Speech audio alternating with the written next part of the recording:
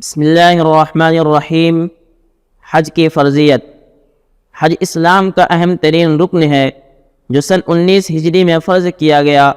قرآن پاک میں اللہ تعالیٰ نے ارشاد فرمایا وَلِلَّهِ عَلَى النَّاسِ حِجُّ الْبَيْتِ مَنِ اسْتَطَاعَ إِلَيْهِ سَبِيلًا وَمَنْ كَفَرَ فَإِنَّ اللَّهَ غَنِيٌّ عَنِ الْعَالَمِينَ۔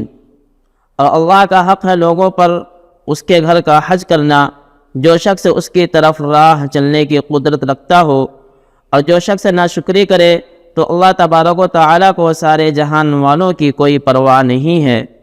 اس آیت کا انداز بذات خود حج کی اہمیت کو بتلا رہا ہے کہ اس کی ابتدا یہ کہہ کر کی گئی کہ بندوں پر اللہ کا حق ہے کہ وہ حج کو جائیں اور اللہ تعالیٰ کی عطا کردہ ظاہری و باطنی اور داخلی اور خارجی نعمتوں کا شکر ادا کریں۔ لہذا جو شخص بھی جسمانی اور مالی قدرت و استطاعت رکھتا ہو اس پر جلد از جلد اس فریضے سے سبکدوش ہونا یعنی اس کو ادا کرنا لازم ہے اور اس میں تاخیر پسندیدہ نہیں ہے۔ حج زندگی میں صرف ایک مرتبہ فرض ہے۔ حج زندگی میں صرف ایک مرتبہ ادا کرنا فرض ہے، بار بار حج فرض نہیں۔ البتہ کوئی نفلی حج کرنا چاہے تو بات الگ ہے۔ سیدنا حضرت عبداللہ بن عباس رضی اللہ تعالی عنہما فرماتے ہیں کہ ایک مرتبہ نبی اکرم صلی اللہ علیہ وسلم نے ہمیں خطاب کرتے ہوئے ارشاد فرمایا کہ اے لوگوں، اللہ تعالی نے تم پر حج کو فرض فرمایا ہے۔ تو ایک صحابی حضرت اقرا بن حابس رضی اللہ عنہ نے کھڑے ہو کر عرض کیا کہ اے اللہ کے رسول، کیا ہر سال میں حج فرض ہے؟ تو نبی اکرم صلی اللہ علیہ وسلم نے فرمایا لو قلتها لوجبت ولو وجبت لم تعلموا بها ولم تستطيعوا ان تعلموا بها الحج مرة فمن زاد فهو تطوع۔ اگر میں ہاں کہہ دیتا تو ہر سال حج فرض ہو جاتا، اور اگر ایسا ہوتا تو تم اس پر عمل نہ کر پاتے، اور تمہارے بس میں بھی نہیں تھا کہ تم اس پر عمل کرتے۔ حج تو بس ایک مرتبہ فرض ہے اور اس سے زیادہ نفل ہے۔ حضرت عبداللہ بن عباس رضی اللہ تعالی عنہما سے مروی ہے کہ نبی اکرم صلی اللہ علیہ وسلم نے ارشاد فرمایا تعجلوا الى الحج یعنی الفریضہ فإن أحدكم لا يدري ما يعرض له۔ فریضہ حج ادا کرنے میں جلدی کرو کیونکہ تم میں سے کسی کو نہیں معلوم کہ آئندہ کیا رکاوٹ پیش آ جائے۔ اور ایک دوسری روایت میں ہے کہ پیغمبر علیہ الصلاۃ والسلام نے ارشاد فرمایا من اراد الحج فلیتعجل۔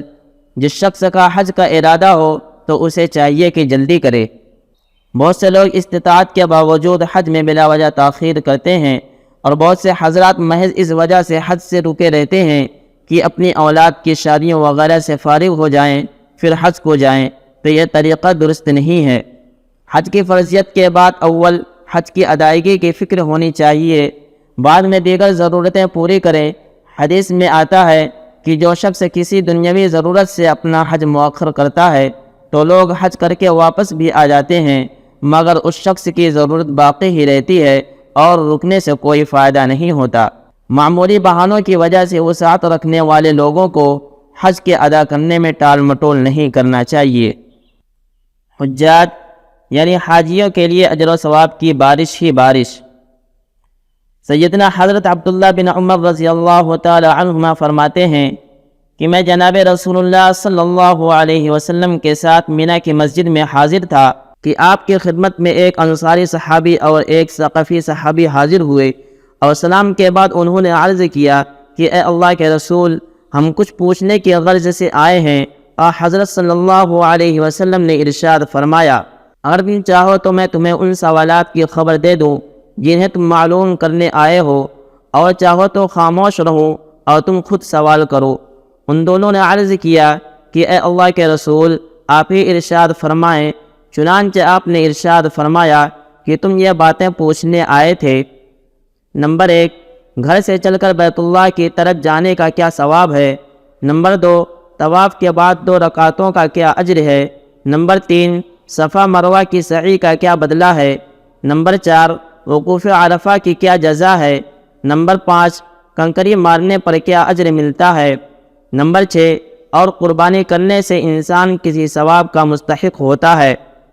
یہ سن کر ان دونوں صحابیوں نے فرمایا کہ اس ذات کی قسم جس نے آپ کو نبی برحق بنا کر بھیجا ہے، ہم یہی سوالات کرنے حاضر ہوئے تھے۔ پھر آپ نے ارشاد فرمایا کہ جب تم اپنے گھر سے مسجد حرام کے قصد سے نکلتے ہو تو تمہاری سواری کے قدم قدم پر ایک نیکی لکھی جاتی ہے اور تمہاری ایک غلطی معاف کی جاتی ہے، اور طواف کے بعد کی 2 رکعتوں کا اجر بنی اسماعیل کے غلام کو آزاد کرنے کے برابر ہے، اور صفا مروہ کی سعی کا ثواب 70 غلاموں کو آزاد کرنے کے مثل ہے۔ اور تمہارا میدان عرفات میں وقوف کرنا، تو اس دن اللہ رب العزت آسمان دنیا پر نزول فرما کر فرشتوں کے سامنے تم پر فخر کرتے ہوئے ارشاد فرماتے ہیں کہ میرے پراگندہ بالوں والے بندے دنیا کے کونے کونے سے میری جنت کی امید لگا کر میرے پاس آئے ہیں، لہذا ان کے گناہ اگرچہ ریت کے ذرات، بارش کے قطرات اور سمندر کے جھاگ کے برابر بھی ہوں، پھر بھی میں انہیں بخش دوں گا۔ پس اے میرے بندو، جاؤ بخشے بخشائے واپس جاؤ، تم بھی بخش دیے گئے، اور جس کے لیے تم نے بخشش کی سفارش کی ان کی بھی مغفرت کر دی گئی ہے۔ اور تمہارا شیطان کو کنکری مارنا، تو ہر کنکری کے بدلے میں کسی بڑے ہلاکت خیز گناہ کی مغفرت ہوتی ہے، اور تمہارا قربانی کرنا، تو اس کا ثواب آخرت کے ذخیرے میں جمع کیا جاتا ہے۔ اور احرام کھولتے وقت تمہارا سر مڑانا، تو ہر بال کے بدلے میں ایک نیکی لکھی جاتی ہے اور ایک برائی مٹائی جاتی ہے، اور جب تم اس کے بعد طواف زیارت کرتے ہو تو تم گناہوں سے بالکل پاک صاف ہوتے ہو، اور ایک فرشتہ تمہارے دونوں شانوں کے درمیان ہاتھ رکھ کر کہتا ہے کہ اب آئندہ کے لیے اثر-نو اعمال کرو، تمہارے گزشتہ سارے گناہ معاف کر دیے گئے ہیں۔ حج عشقیہ عبادت ہے۔ حج اسلام کا وہ عظیم الشان رکن ہے جس کے ہر پہلو سے عشق خداوندی اور محبت ایزدی کا اظہار ہوتا ہے۔ حج کا سفر سیر و تفریح نہیں بلکہ بندہ کی جانب سے جذبہ عاشقی کا بھرپور مظاہرہ ہے۔ حاجی احرام باندھ کر گویا اعلان کرتا ہے کہ اب وہ دنیاوی علائق سے آزاد ہو کر اپنے محبوب حقیقی سے وصال کے لیے رخت سفر باندھ چکا ہے۔ اب اس کے زبان پر ایک ہی رٹ ہے، لبیک اللہم لبیک، اے پروردگار میں حاضر ہوں، میں حاضر ہوں۔ وہ مکہ مکرمہ پہنچ کر دیوانہ وار بیت اللہ شریف کا طواف کر کے اپنے جذبہ عشق کو سکون عطا کرتا ہے۔ اسی طرح اسے حکم ہے کہ وہ صفا مروہ کے درمیان عاشقانہ ناز و انداز سے سعی کرے، پھر یہی عشق اسے منی، عرفات اور مزدلفہ کی وادیوں میں لے جاتا ہے۔ بالآخر وہ بارگاہ ایزدی میں قربانی کر کے گویا اپنی جان کا نذرانہ محبوب کی خدمت میں پیش کر دیتا ہے۔ الغرض سفر حج کا ہر لمحہ عشق و محبت کا آئینہ دار اور بندہ کی جانب سے محبوب حقیقی سے سچی انسیت کا کھلا مظاہرہ ہے، اس لیے اس عبادت کے فضائل بھی بہت عظیم الشان ہیں۔ سبحان ربک رب العزت عما یصفون وسلام علی المرسلین والحمد للہ رب العالمین۔